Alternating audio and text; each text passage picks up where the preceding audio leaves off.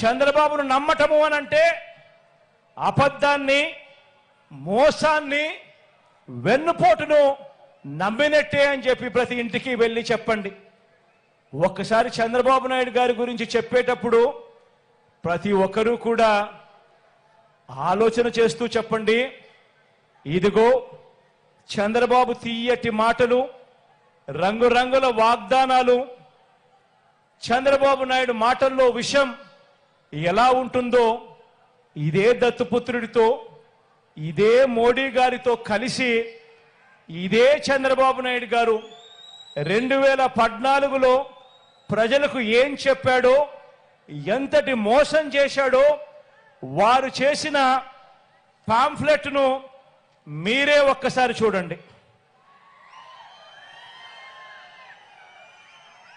ఈ పాంఫ్లెట్ 2014లో చంద్రబాబు నాయుడు గారు, ఇదే కూటమి, చంద్రబాబు నాయుడు గారు, దత్తపుత్రుడు మోడీ గారు, ముగ్గురు ఫోటోలు, కింద చూస్తే చంద్రబాబు నాయుడు గారి సంతకం.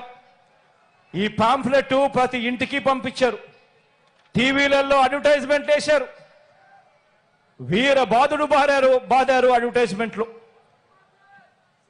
వీళ్ళు ముగ్గురు కలిసి 2014లో కూటమిగా ఏర్పడిన వీళ్ళు ఇంటింటికి వెళ్ళి ఈ పాంఫ్లెట్ పంచి ఎల్లో మీడియాలో, అదే ఈనాడులో, అదే ఆంధ్రజ్యోతిలో, అదే TV5లో అడ్వర్టైజ్మెంట్ల మీద అడ్వర్టైజ్మెంట్లు వేసి వీళ్ళంతా కూడా చెప్పింది ఏమిటి? రైతులకు రుణమాఫీపై మొదటి సంతకం చేస్తారన్నాడు. 87,612 కోట్ల రూపాయలు రుణమాఫీ చేశాడా? రెండు చేతులు పైకెత్తి ఇలా ఇలా ఇలా ఇలా ఇలా ఇలా ఇలా ఇలా ఇలా ఇలా ఇలా ఇలా ఇలా ఇలా ఇలా. పొదుపు సంఘాల రుణాలన్నీ పూర్తిగా మాఫీ చేస్తామన్నాడు. 14,205 కోట్ల రూపాయలు. ఒక్క రూపాయి అయినా చేశాడా? రెండు చేతులు పైకెత్తాలి. ఇలా ఇలా ఇలా ఇలా ఇలా ఇలా ఇలా ఇలా.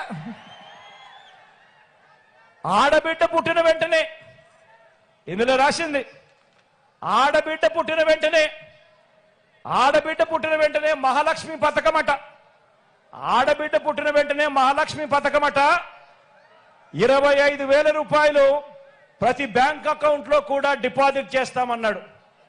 ఆడబిడ్డ పుట్టిన ప్రతి ఒక్కరికి మీకేమైనా డిపాజిట్ చేశాడా? 1 రూపాయి అయినా చేశాడా? పోనీ మీ ఇంటి పక్కన, ఇటు పక్కన, అటు పక్కన ఏమైనా డిపాజిట్ చేశాడా?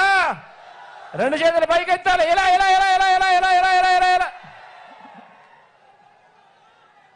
ఇంటింటికి ఉద్యోగం ఇస్తాం. ఉద్యోగం ఇవ్వకపోతే ప్రతి ఇంటికి కూడా ఉపాధి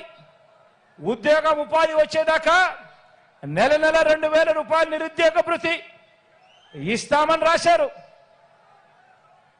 5 సంవత్సరాలలో ప్రతి ఒక్కరికి కూడా బాకీ పడింది. ప్రతి ఇంటికి 5 సంవత్సరాలు అంటే 60 నెలలు ఇంటూ 2,000 అంటే 1,20,000. కనీసం ఒక్కరికైనా వచ్చిందా 1,20,000 రూపాయలు అడుగుతా ఉన్నా. ఇలా ఇలా ఇలా ఇలా ఇలా ఇలా ఇలా 10,000 కోట్లతో బీసీ సప్లాన్, చేనేత, పవర్ లూమ్స్ రుణాలు మాఫీ అన్నాడు. జరిగాయని అడుగుతా ఉన్నాను.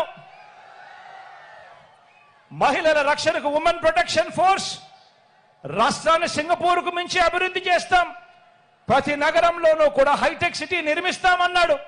అయ్యాయా అని అడుగుతా ఉన్నాను. అర్హులైన ప్రతి ఒక్కరికి కూడా 3 సెంట్ల స్థలం కట్టుకునేందుకు పక్కా ఇల్లు ఇస్తాడు అన్నాడు.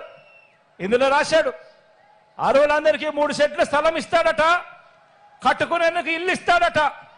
కనీసం ఒక్కరికైనా 1 సెంట్ అయిన స్థలం ఇచ్చాడా అని అడుగుతా ఉన్నాను.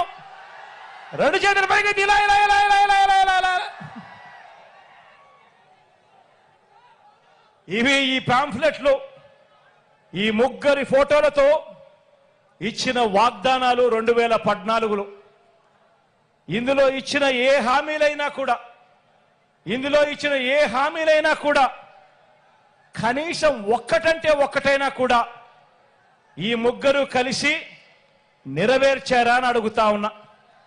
కనీసం ఒక్కటంటే ఒక్క హామీ అయినా నెరవేర్చారా అని అడుగుతా ఉన్నా. పోనీ ప్రత్యేక హోదా ఇచ్చారా అని అడుగుతా ఉన్నాను.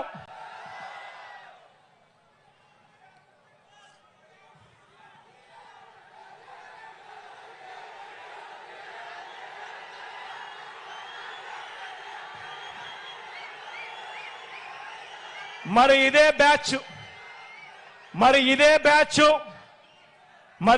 బ్యాచ్ ఇదే ముగ్గురు మళ్ళీ ఈరోజు ఎన్నికలు వచ్చేసరికి మళ్ళీ కొత్త మేనిఫెస్టో. ఆ కొత్త మేనిఫెస్టోలో ప్రతి ఇంటికి కేజీ బంగారం అంట,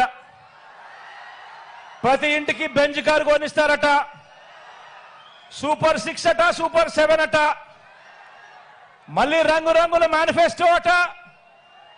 మళ్ళీ ఇదే బ్యాచ్ ఇదే ముగ్గురు మళ్ళీ మోసానికి రెడీ అయ్యారు అని అంటే ఇంతకన్నా దారుణమైన రాజకీయాలు దేశ చరిత్రలో ఎక్కడైనా ఉంటాయా అని అడుగుతా ఉన్నా. ఆలోచన చేయమని చెప్పి మిమ్మల్ని అందరినీ కూడా కోరుతా ఉన్నా. విశ్వసనీయతకు విలువలకు ప్రతీకగా మీ బిడ్డ నిల్చొని ఉన్నాడు. మీ బిడ్డ నోట్లో నుంచి ఒక మాట వస్తే ఆ మాటను నెరవేర్చి 5 సంవత్సరాల తర్వాత మళ్ళీ మీ దగ్గరికి వచ్చి చెప్పిన ప్రతి మాట నెరవేర్చాను, ఆశీర్వదించండి అని చెప్పి మీ బిడ్డ అడుగుతా ఉన్నాడు. ఒకవైపున విలువలతో కూడిన రాజకీయాలు చేస్తా ఉన్నాడు, విశ్వసనీయతతో కూడిన రాజకీయాలు చేస్తా ఉన్నాడు మీ బిడ్డ. అటువైపున మోసాలు అబద్ధాలను నమ్ముకొని పొత్తుల రాజకీయాలు చేస్తా ఉన్నారు. అందుకే ప్రతి ఒక్కరికి అందరికీ చెప్పండి, ఫ్యాన్ ఇంట్లోనే ఉండాలి.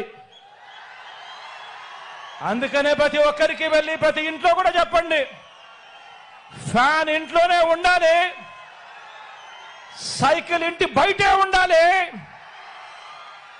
తాగేసిన టీ గ్లాసు సింక్ లోనే ఉండాలి అని చెప్పి ప్రతి ఇంటికి వెళ్ళి చెప్పండి.